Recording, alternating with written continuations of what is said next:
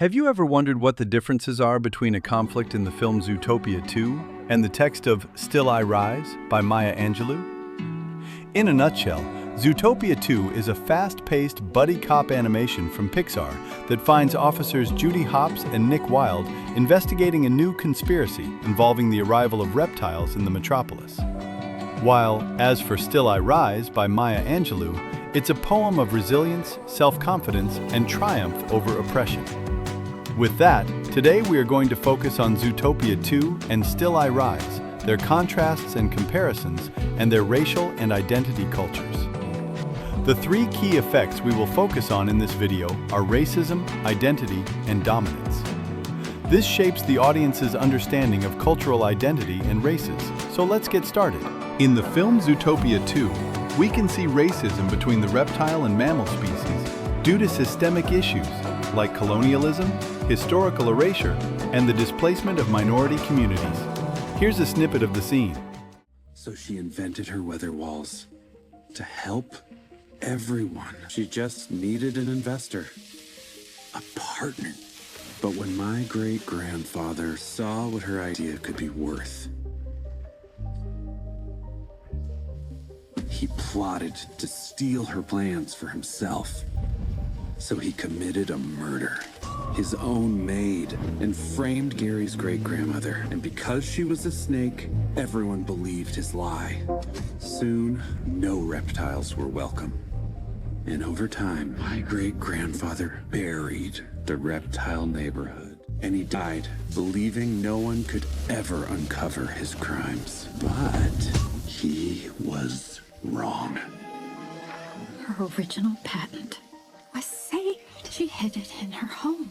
Find her home, find her patent. The scene here plays out as Ebenezer Lynxley marginalizes the reptiles for building Zootopia to take credit for it, and also showing Agnes de Snake drawing the layout of Zootopia in her journal and signing the patent to build the weather walls. You can also see that every scene you see is dark, highlighting that it's mysterious, dark, and subtle, showing that it's Zootopia in the past, and also showing how Ebenezer is having his dark side, expressing mischief and hatred toward the reptiles, and his turning back on the reptiles as a big betrayal. That point of the scene also shows a wide shot to show the dynamic landscape of the setting, with the Ebenezer apart from the victim, with a low-angle shot showing power and dominance in the character of Ebenezer stealing the patent, which shows his villainy represented in him.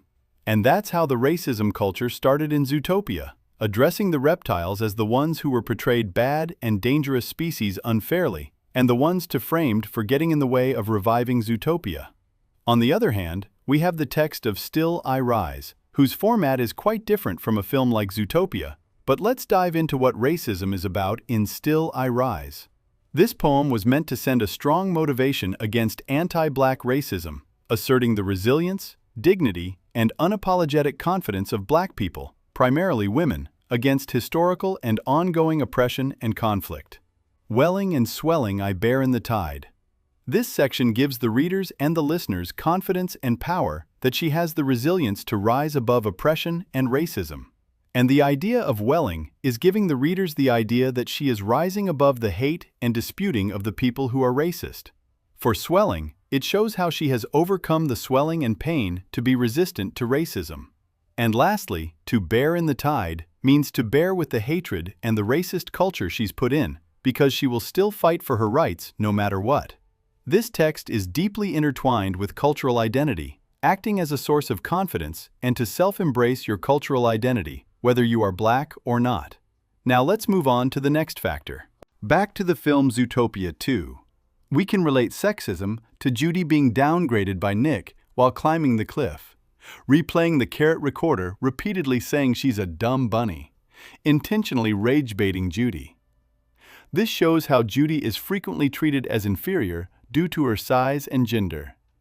Here's a snippet of the scene. Will you slow down? Oh.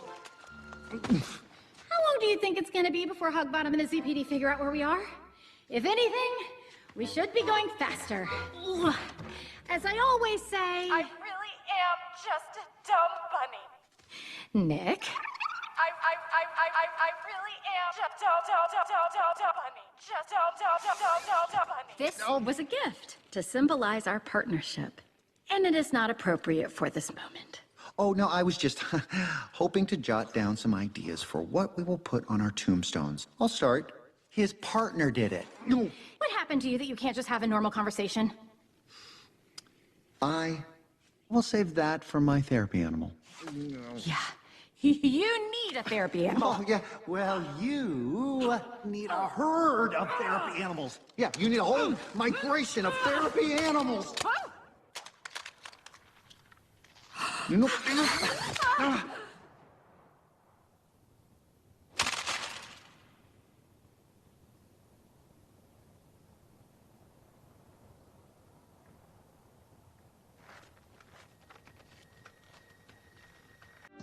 In this scene, you can see Nick got a little mischief and started using the carrot recorder to call her a dumb bunny.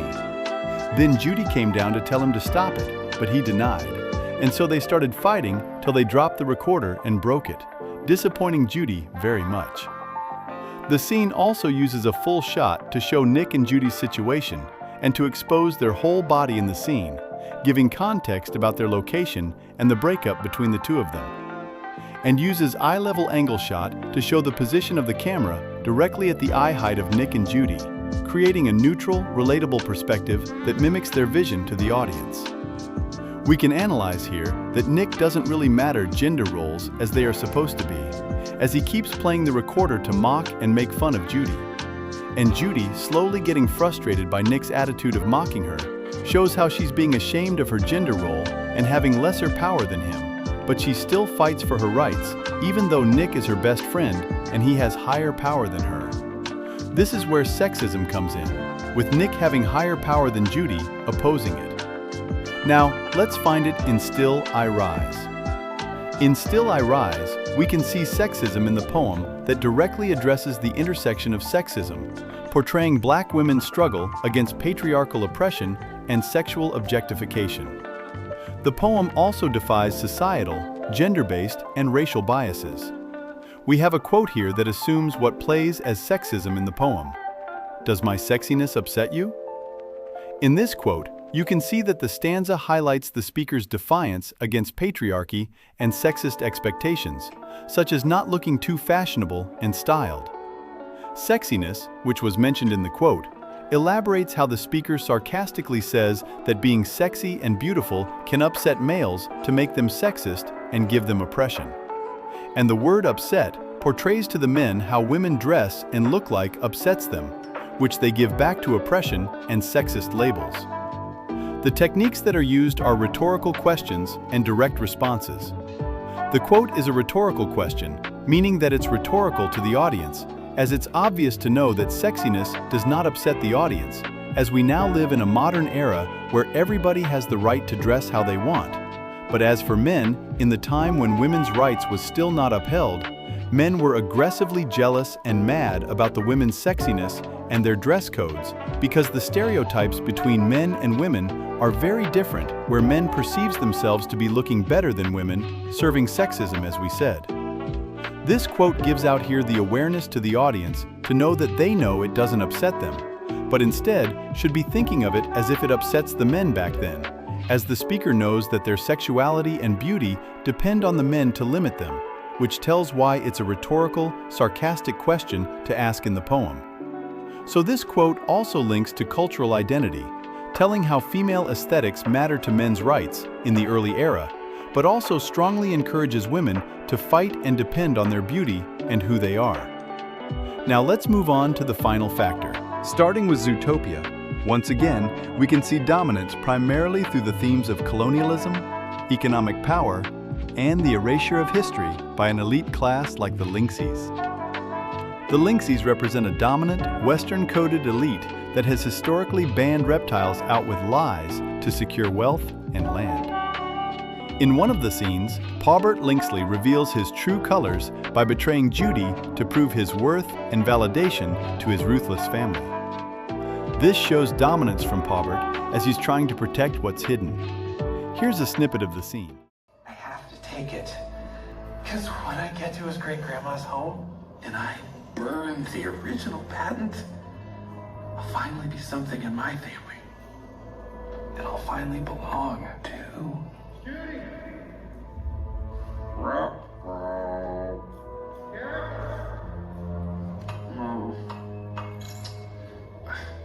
No loose ends. Bye, partner. Bye, Judy Hopps. Papa, please. You can't be different than your family. I don't want to be different.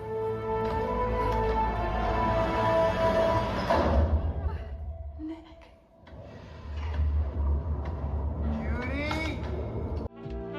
In this scene, you can see that after turning on the power switch to light up the lighthouse to find the truth of Zootopia, 𝓭𝓸𝓷 betrays Judy by injecting her with his paralyzing serum while Gary tries to attack him, but gets thrown out into the snow to freeze.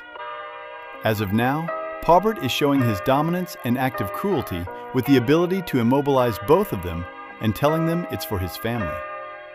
This scene, where 𝓭𝓸𝓷 immobilizes Judy, turned to him with a low-angle shot to show his dominance and his menacing and threatening presence of his true colors in a dark setting to reveal his villainous look. And it uses an extreme close-up shot as well when the camera zooms in on 𝓭𝓸𝓷's face to capture his sinister facial expression of betrayal and his nervous yet ruthless acting. We can see here that 𝓭𝓸𝓷 betrays Judy because he is doing the act for his family's needs and to uphold their dominance throughout Zootopia. And he tries to be a real 𝓭𝓸𝓷 by acting against Judy and Gary with cruelty and injustice, expressing the power of dominance that his family upholds. And he said, "I'll finally become something in my family." Shows that he is proving his worth to his ruthless family to finally become part of them and not be a burden. Instead, with his validation as he always desires to be, despite his family treating him like nobody and as if he doesn't belong in his dominant family. Now this is where dominance takes place heavily in the Lynxes.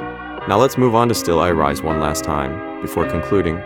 Once again in this poem we can see dominance that's primarily presented as a system of oppression, sociality, history, and sexuality that the speaker actively refuses to submit to, foremost overcoming it through resilience and self-assertion against the unfair dominance that men have made. So let's explore again another quote that relates to such acts of dominance. "Does my haughtiness offend you?"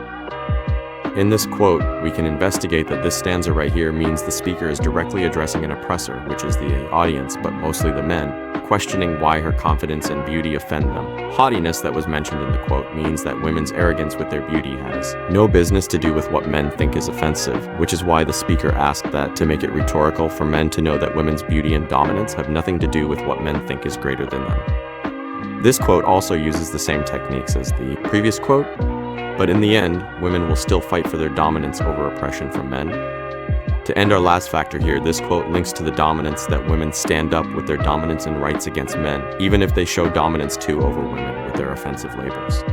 To conclude this, we discussed 3 factors in Zootopia 2 and Still I Rise, which are racism, sexism, and dominance, where we identify what, why, how, and where these factors take place and analyze them.